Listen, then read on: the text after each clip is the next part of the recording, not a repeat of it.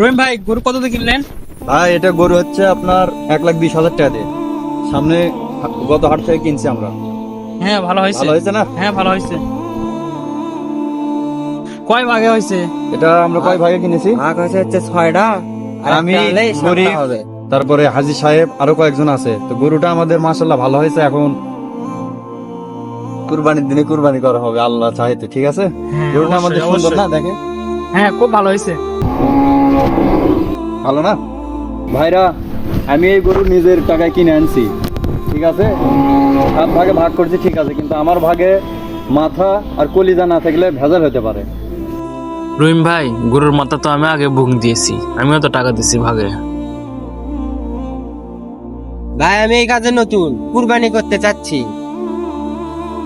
আমার ভাগটা যেন থাকে।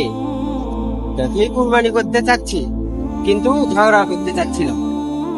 ভাই এই গরু আমি নিয়ে যাচ্ছি, আমি আগে কিনছি, আমার টাকা দিয়ে কিনছি। আমি মাথা আর কলিজা না পেলে আমি এই কুরবানির মধ্যেই থাকবো না, গরু আমি ঘুরে দেবো হাটে।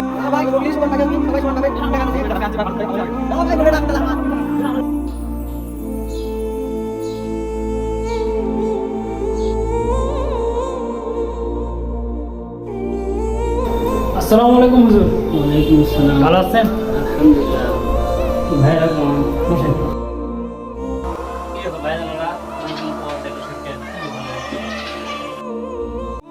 ইমাম সাহেব আপনি আগে বিচার করেন। বলেন কি বলেন? আমি আগে মাথা চাইছিলাম, তা রহিম ভাই বলতেছে মাথা নাকি হবে না। হুজুর, গরুটা আমি নিজে কিনে আনছি, তো গরুর ভাগ আমি যখন নিয়ে যাচ্ছি, গরু কিনে আনছি, গরুর মাথাটা আমি চাই, কারণ ওটা আমার প্রাপ্য। আমি কিচ্ছু চাই না, শুধু দোয়া চাই আমাদের কুরবানি যেন সফল হয়। বুঝতে পারছি। আরে ভাই আপনাদের কথা তো শুনলাম, তো এইভাবে তো কুরবানি হবে না। আল্লাহ রাব্বুল আলামিনের কাছে কুরবানি গ্রহণযোগ্য হবে না।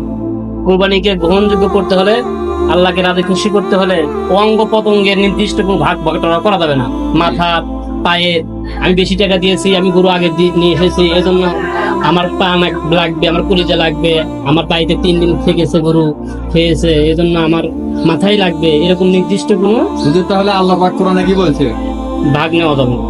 আল্লাহ রাব্বুল আলামিন কুরআনে কুরবানি ব্যাপারে বলছে, লা ইয়ানালাল্লাহা লুহুমুহা ওয়ালা দিমাউহা ওয়ালাকি ইয়ানালুহুত তাকওয়া মিনকুম।